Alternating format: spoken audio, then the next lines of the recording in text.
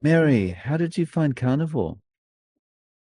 Well, that is a long journey. Well, let me start out by saying I am 62 years old, and at this current time, I weigh 236 pounds.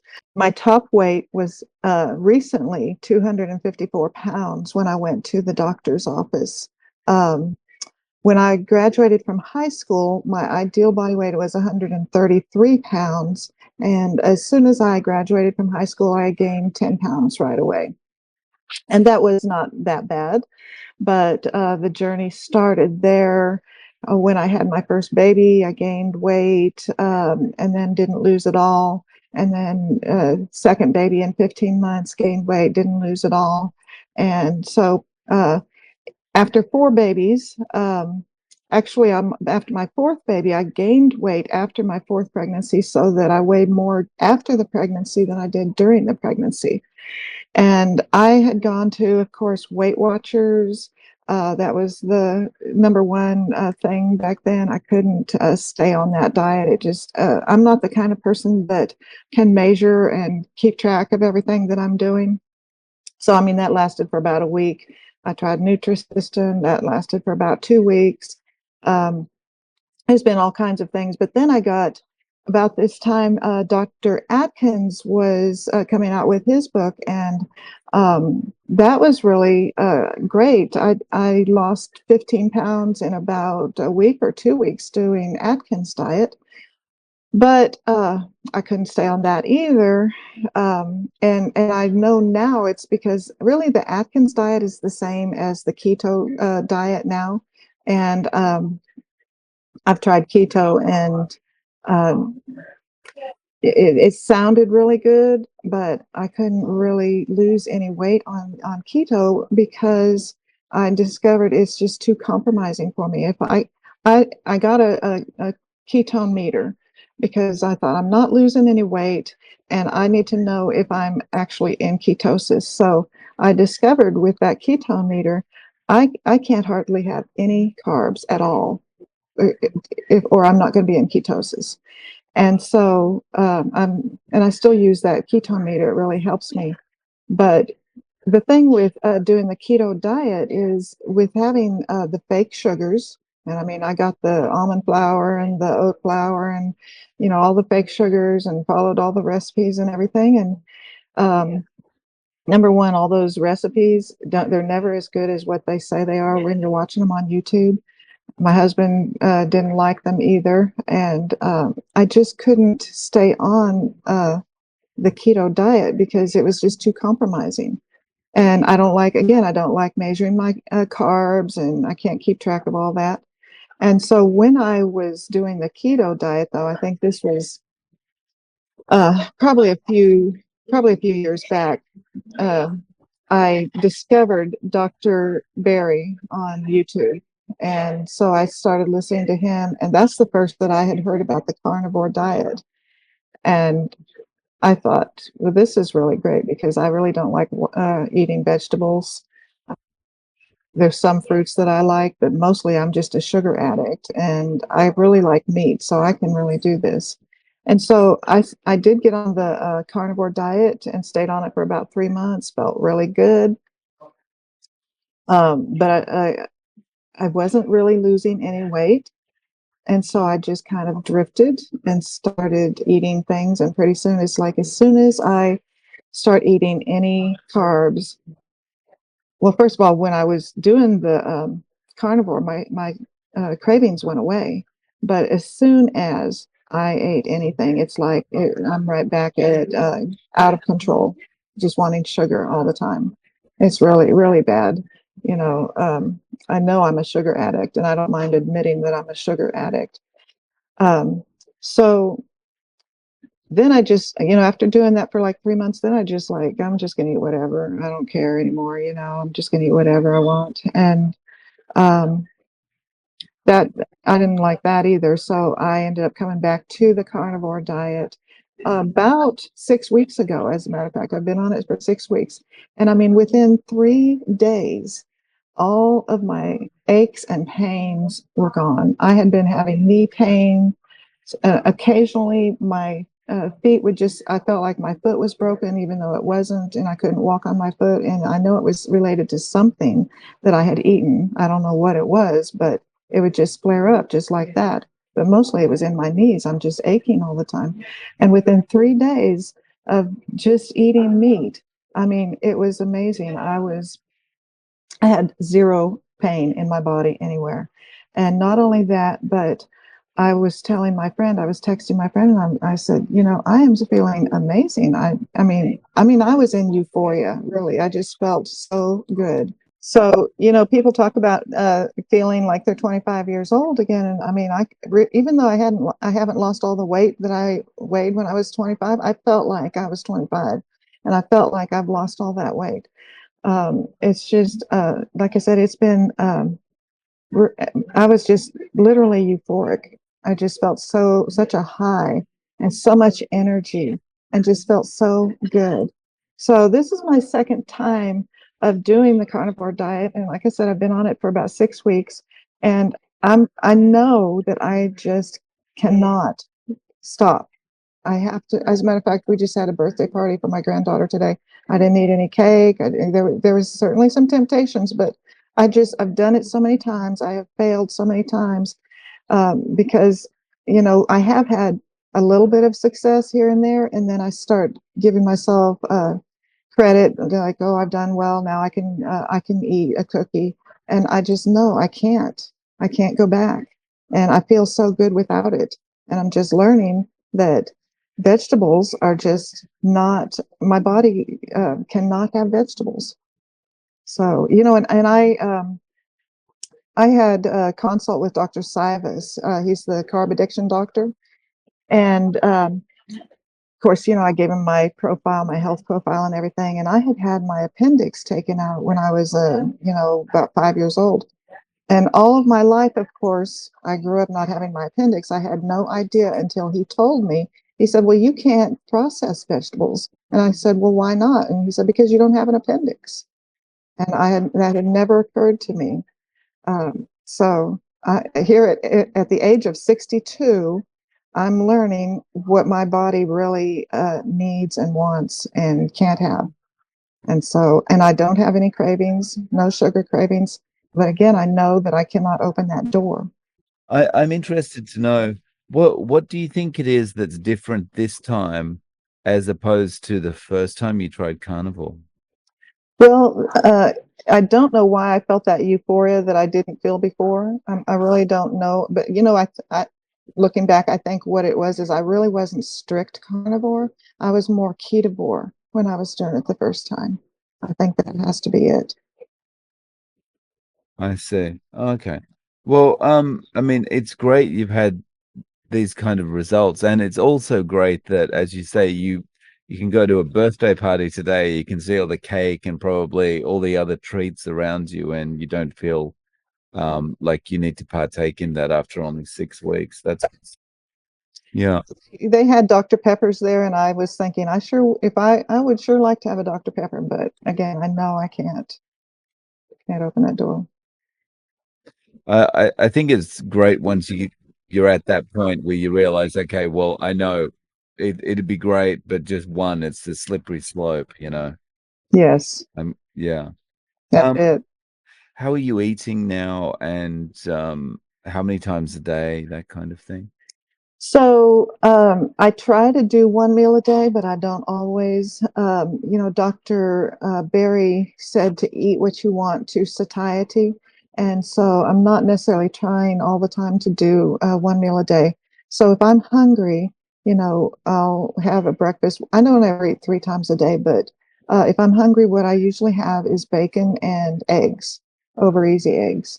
And what I'm also doing is I am cooking bacon when I get up in the morning. I'll just cook some bacon on the griddle and I'll leave it out. So if my husband or I just want a snack or something, we can just get a piece of bacon. And then at night, that's usually when we eat our dinner.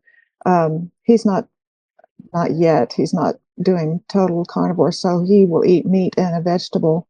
and I just eat. I like to have the ribeye steak. That's my favorite ribeye steak, uh, and so I'll have that as often as I can. But other than that, I'm just gonna cook some ground beef, some hamburger, and just eat that probably with some eggs again. Eggs and bacon are really my mainstay. And so what does your husband think about this? I can tell he hasn't really talked about it. He's kind of waiting to see what happens with me, but he is eating a lot more meat. Yesterday, he cooked up a bunch of stuff just to have it ahead. He made grilled some chicken and some hamburgers and things so that we just have things ready. And so he hasn't committed yet. I think he had actually lost 100 pounds doing the HCG diet, but and now he's gained it back. I mean, not all of it, but he has gained weight back, and so he's looking to see what's going to work. And I believe that he's going to go that route as well. Where is this going for you? Can you see yourself doing this forever now? And what kind of goals do you have? Well, my goal is to get down to my ideal body weight of 135 pounds. And by the way, I forgot to tell you, I mean, I haven't been doing really any exercise, but again, within, I would say 2 weeks of doing the carnivore diet, my leg muscles feel stronger, my stomach muscles feel stronger. I'm wanting to do some fitness exercise. I mean, I've been thinking about it, doing some weightlifting, weight training, just going out and walking. And I've seen, the videos where they're talking about doing sprinting. So I'm thinking, well, I'm going to work up to that too. I'm not there by any means, but I'm going to work up to doing some sprinting. But it's a forever lifestyle that I'm at. I've failed enough times that I know I just cannot open those doors again. And I don't want to be I believe we're supposed to live to 120 years old, and I don't want to be walking around with aches and pains. And so this is what I believe I'm going to do this forever. It's very liberating to get rid of those aches and pains, right? Yes, absolutely. Can you describe the difference between a day 7 weeks ago and a day now? What's improved for you on a practical level? My energy and my strength. I'm sorry, there's noise in the background here. My energy and my strength, and not having those constant desires for food. Uh, I mean, I go to work and I'm walking. I'm a registered nurse, and so I work nights, and I would be just walking around looking to see if anybody has any snacks someplace, because we always have snacks. Somebody's always giving us food and everything. And by the way, that happens all the time. We have cookies and donuts and candy and everything. So I don't even go up to the nurse's station anymore to see if anything is there. But it's just so nice not to even have those hidden desires, because it's really an addiction. For example, I on the way to work, I would get a candy bar, uh, and of course, nobody knows but me that I'm stopping at the store and getting a candy bar. And so, I'm all that is over. Just really happy, and I feel really good, and I have a lot of hope now that I can do this. So, as a nurse, how does this all square together? Because typically, I would imagine the way nurses think about nutrition is probably the same way doctors would think about it. Well, I have had this struggle for all of my adult years pretty much, and I've been looking for all the answers. And I thought the same thing that I've heard some of your guests say, well, we're looking at the healthcare professionals and they're overweight, so why would we want to listen to them? And I thought the same thing, why would I want to listen to the doctors? And it is embarrassing. We have nurses that are, and myself included, that are out of shape and overweight. But I've been looking for the answers in all the wrong places, and I can attest to the same thing that the doctors have said. When I went to nursing school, I had one class in nutrition, and I knew then that they were telling me things that were wrong, because I remember one thing that we learned and like it was a 6 week class, by the way. The teacher was saying you have to have fish at least twice a week or your hair will fall out. And I, at that time, I mean, I don't eat fish and my hair has never fallen out. And so, me and the medical society are really at odds with each other, even though I'm a registered nurse. I it's really sad that so many are in opposition to this way of eating. And I have a coworker, as a matter of fact, she is getting ready to have a shoulder replacement. And I told her about I sent her some videos and I said, why don't you do this first? You might be able to not have your replacement. And she was kind and polite, but I could tell she wasn't going to do that because she said that's just so counterintuitive to what we've been told. It just doesn't make sense to her. And and I know it's that way with a lot of doctors, and for me myself as well. I'm trying to find a doctor that I can go to that will actually do the labs that I want and not give me bad advice about what diet I should be eating. Very few people have even heard of the carnivore diet that I've spoken to. Yeah, it's hard to find a doctor that's not just going to shut down at the, seeing a little bit elevated cholesterol or hearing about it's I'm only eating meat or something like that, right? Yeah, and the last doctor I went to, she told me, of course, my cholesterol's too high, and I need to eat no red meat, and all this stuff. And I'm just, it's just really frustrating. I just want to tell them, they don't know what they're talking about, but they're not going to listen to me. I just hope that when I lose the weight, they'll see. So, if a friend or a coworker came to you and said they want to get on this, they want to try and do carnivore, what advice would you give them to help them, you know, deal with cravings and stay the distance? Well, actually, my son-in-law, I tried to get him to do it, and he did try it for a little bit, but I told him just do ketovore at first. If that, just do that, just do ketovore. And actually, when I did start this last time, I went to work with an orange and some meat.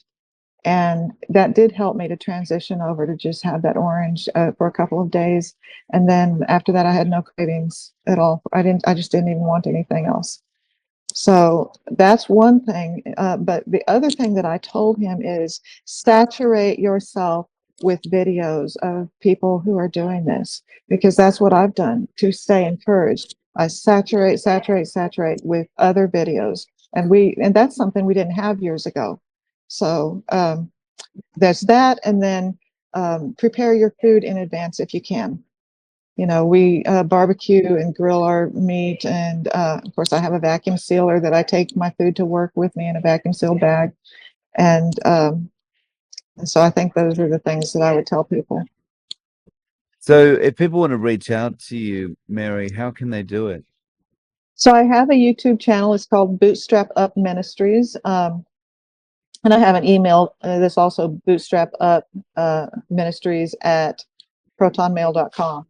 So, you can go to my site, and the focus of my videos is to encourage people through life, overcoming in life. And it's not all about carnivore, although I do have a video there about how I have started the carnivore diet. And so I think that's a good way to reach me. No worries. Well, I'll link to that in the description. And is it okay if I link to your email as well? Yes, absolutely. Thank you. No problem. I appreciate everything you're doing. I love watching your channel and all the stories, all the testimonies. Thank Thank you so much. Thanks for coming on and sharing your story with us today. I really appreciate your time. Thank you.